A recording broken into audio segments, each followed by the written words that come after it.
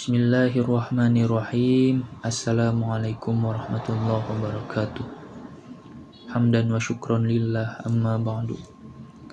Alhamdulillah, pada kesempatan kali ini insyaallah saya akan mempresentasikan sebuah materi dari mata kuliah Filsafat Pendidikan yang diampu oleh Bapak Acep Rahmat SAG MPhil, yang bertemakan konsep pendidikan menurut Paulo Freire dan Ivan Illich. Baik, langsung saja. Yang pertama, konsep pendidikan menurut Paulo Freire. Sebelum masuk pada materi, siapa itu Paulo Freire? Nah, di sini saya akan menjelaskan sedikit saja tentang Paulo Freire.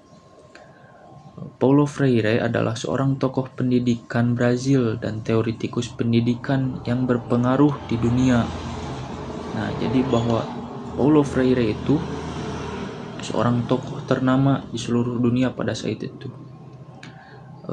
Paulo Freire lahir pada tanggal 19 September tahun 1921 dan meninggal pada tanggal 2 Mei tahun 1997.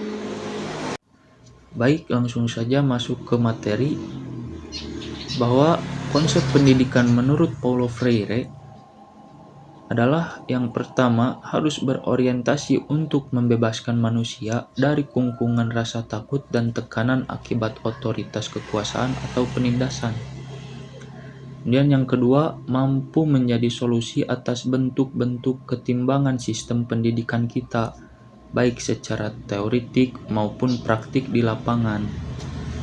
Nah, itu adalah konsep pendidikan menurut Paulo Freire. Selanjutnya ada tujuan pendidikan menurut Paulo Freire.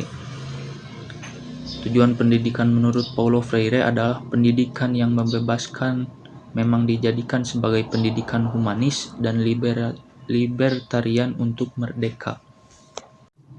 Kemudian yang kedua, konsep pendidikan menurut Ivan Illich. Saya juga akan menjelaskan sedikitnya tentang siapa itu Ivan Illich. Ivan Illich adalah seorang filosof Austria, paspor Katolik Roma, dan seorang pengkritik sosial yang tidak konvensional dari lembaga-lembaga budaya barat kontemporer, dan pengaruhnya terhadap sumbernya serta dalam praktik pendidikan, kedokteran, kerja, penggunaan energi, transportasi, dan pembangunan ekonomi. Nah, jadi Ivan Illich lahir pada tanggal 4 September tahun 1926 dan meninggal pada tanggal 2 Desember tahun 2002. Nah, mungkin itu sedikitnya yang dapat saya sampaikan mengenai siapa itu Ivan Illich. Langsung saja masuk ke materi, konsep pendidikan menurut Ivan Illich. Yang pertama, membebaskan akses pada barang-barang dengan menghapus kontrol yang selama ini dipegang oleh orang atau lembaga atas nilai-nilai pendidikan mereka. Yang kedua, untuk membebaskan usaha, membagikan keterampilan dengan menjamin kebebasan mengajar atau mempraktikkan keterampilan itu menurut permintaan. Yang ketiga, untuk membebaskan sumber daya yang kritis dan kreatif yang dimiliki. Nah, itu konsep pendidikan menurut Ivan Illich. Kemudian ada tujuan pendidikan menurut Ivan Illich. Yang pertama, memberi kesempatan semua orang untuk membebaskan dan mudah memperoleh sumber belajar pada setiap saat. Yang kedua, memungkinkan semua orang yang memberikan pengetahuan mereka kepada orang lain dapat dengan mudah melakukannya. Demikian pula bagi yang ingin mendapatkannya. Yang ketiga, menjamin tersedianya masukan umum yang berkenaan dengan pendidikan. Nah, itu mungkin tujuan pendidikan menurut Ivan Illich. Jadi dapat disimpulkan bahwasannya dari pemikiran tokoh-tokoh tersebut, yaitu Paulo Freire dan Ivan Illich,